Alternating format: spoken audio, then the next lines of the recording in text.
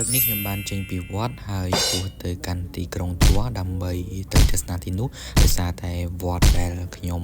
មកលេងល្បងហ្នឹងគឺនៅឆ្ងាយពីទីក្រុងជួហ្នឹងប្រហែលជាខ្ទង់20 គីឡូអាចមើលឃើញបានទេសភាពតាមផ្លូវនៅតំបន់នេះគឺជាតំបន់គេហៅថាគេធ្វើកសិកម្មណាមានដាំត្រពាំងបាយជូរមានធ្វើស្រូវធ្វើអីចឹងទៅតាមរដូវតាមខែរបស់គេហើយបន្ទាប់ពីធ្វើដំណើរប្រហែលជាខ្ទង់20 នាទីមកយើងក៏បានមកដល់ទីក្រុងចឹងទីក្រុងនេះមិនសូវជាធំទេជាដំបូងនេះខ្ញុំក៏បានទៅលេងកន្លែងគេហៅថាចំណុចបេះដូងនៃទីក្រុងទ្រាំហ្នឹងគេជួយចិត្តមកថតរូបហ្នឹងអញ្ចឹងបន្ទាប់ពីហ្នឹងហើយខ្ញុំក៏បានដើរទស្សនាស្ថាបត្យកម្មណាគឺនៅនេះអីដែលពិសេសរបស់គេនោះគឺតកតងជាមួយនឹងសំណង់អគារដែលនៅខាងក្រៅហ្នឹងគឺគេធ្វើឈើលាយស៊ីម៉ង់ដើរមើលទីក្រុងបដាក៏បានជជែកលេងជាមួយលបងបដាហើយលបងក៏បានណែនាំប្រាប់អំពីភូមិសាស្ត្រនឹងមួយចំនួនដោយសារតែលបងនិមន្តមកគង់នៅប្រទេសបារាំងខេត្តទ្រាំនេះរយៈពេលចំនួន6 ឆ្នាំហើយបន្ទាប់មកខ្ញុំក៏បានឆ្ពោះទៅកាន់សាលាក្រុងហើយនឹងកន្លែងកាធីដ្រាល់ធំសម្រាប់តំបន់ឬក៏សម្រាប់ខេត្តទ្រាំតែម្ដងអញ្ចឹងនេះគឺជាគេហៅថាសួនច្បារមុខសាលាក្រុងរបស់គេអញ្ចឹងសាលាក្រុងរបស់គេរៀងធំដែរហើយនៅនឹងគឺមានកន្លែងបាញ់ទឹកមានសួនហើយមានមនុស្សម្នាមកលេងពេលថ្ងៃឡើងអញ្ចឹងទៅអញ្ចឹងខ្ញុំក៏បានដើរមើលមកផ្លេតដែរហើយក៏បានអង្គុយលេងនៅទីនោះមួយស្ទូដែរមុននឹងទៅកន្លែងផ្សេងៗទៀតសម្រាប់ខ្ញុំផ្ទាល់ជាបទពិសោធន៍គឺនៅទីក្រុងនេះគឺមានស្ថាបត្យកម្មមួយដែលរៀងប្លែកពីទីក្រុងផ្សេងៗដែលខ្ញុំបានទៅដល់ដូចជាទីក្រុងប៊ូឡូញសេមែទីក្រុងប៉ារីឬក៏ទីក្រុងលីលជាដើមពីព្រោះនៅនេះគឺសម្បូរទៅដោយកាធីដ្រាល់ហ្នឹងវាជារឿងមួយហើយម្យ៉ាងទៀតគឺសំណង់អគារនៅទីនេះគឺមានលក្ខណៈប្លែកដូចបងប្អូនអាចឃើញបានគឺយើងមើលទៅឃើញឈើដែលគេបៀកជាប់ជាមួយនឹងស៊ីម៉ង់តែម្ដងហើយនេះវាទាមទារគេហៅថាបច្ចេកទេសខ្ពស់មែនទែនក្នុងការកសាងព្រោះបើមិនអញ្ចឹងទេឈើនឹងងាយនឹងពុកពេលដែលខ្ញុំមកដល់ទីក្រុងនេះដំបូងអីដែលខ្ញុំនឹកឃើញហ្នឹងគឺនឹកឃើញថារបៀបអគារនៅទីនេះគឺមានលក្ខណៈស្តៀងគ្នាខ្លាំងជាមួយនឹងអគារនៅប្រទេសហូឡង់ខ្ញុំមិនដែលធ្លាប់ទៅទេប៉ុន្តែនឹងមានកម្រងទៅនៅឆ្នាំក្រោយប៉ុន្តែធ្លាប់មើលតាមវីដេអូនិងរូបភាពផ្សេងៗមើលទៅគឺលក្ខណៈស្តៀងគ្នាគ្រាន់តែថានៅហូឡង់គេអត់មានឈើអញ្ចឹងទេហើយគេមានពណ៌ចម្រុះច្រើនជាងនេះបងប្អូនអាចឃើញបានគឺសំណង់អគារគេគឺរៀងប្លែកតែម្ដងគឺឈើហើយគេធ្វើត្រែតទៀត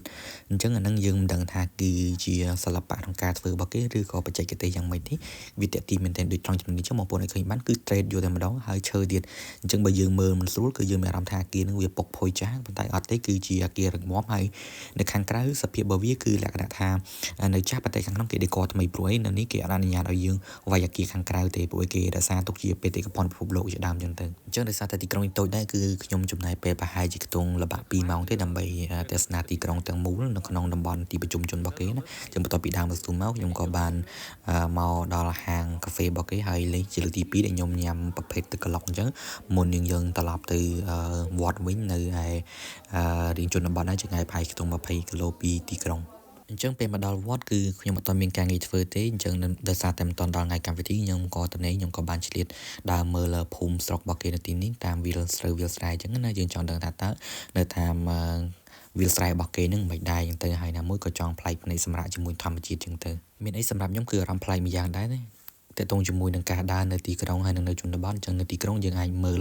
លក្ខណៈថាមនុស្សម្នាច្រើនហើយយើងមើលស្ថាបត្យកម្មអីចឹងទៅហើយយើងមកដល់ស្រុកស្រែជនបទនេះយើងមើលទេសភាពទិដ្ឋភាពហើយថ្ងៃលិចជាដើមអញ្ចឹងទៅវាស្អាតមួយយ៉ាងម្នាក់ទេតែបងប្អូនក៏អាចនឹងកត់សម្គាល់ដែរតែតើជាមួយនឹងការស្លៀកពាក់របស់ខ្ញុំគឺនៅនេះគឺខ្ញុំស្លៀកពាក់រៀងក្រាស់ជាងនៅទីក្រុងដោយសារទីក្រុងអត់សូវតែជាក់ខ្លាំងប៉ុន្មានទេនៅនេះវានៅរៀងជើងភ្នំហើយនៅកណ្ដាលវាលហ្នឹងទៅពេលខ្ញុំដើរគឺខ្ញុំពាក់ម៉ង់តូអាវក្រាស់ខាងក្រៅហើយខ្ញុំត្រូវការបង់កសែងខាងក្រៅទៀតព្រោះនៅនេះបើសិនជាអត់បង់កសែងស្រួលបួលទេវាងាយនឹងឈឺចឹងដោយសារតែខែល្ងាចូលមកដល់ហើយអាកាសធាតុថ្ងៃហ្នឹងគឺប្រហែលជាខ្ទង់7 អង្សានៅទីនេះអញ្ចឹងបន្ទាប់ពីបានដើរប្រហែលជាខ្ទង់2-3 គីឡូជុំវិញភូមិគេហ្នឹងខ្ញុំក៏បានត្រឡប់ទៅវិញហើយនេះគឺខ្ញុំត្រៀមដើរបត់ទៅវិញគឺខ្ញុំដើរមកជុំភូមិតែម្ដងដើម្បីមើលទិដ្ឋភាពរបស់គេហើយអញ្ចឹងវីដេអូរបស់យើងគឺមានតែប៉ុណ្្នឹងឯងជួបគ្នានៅវីដេអូក្រោយបាយបាយ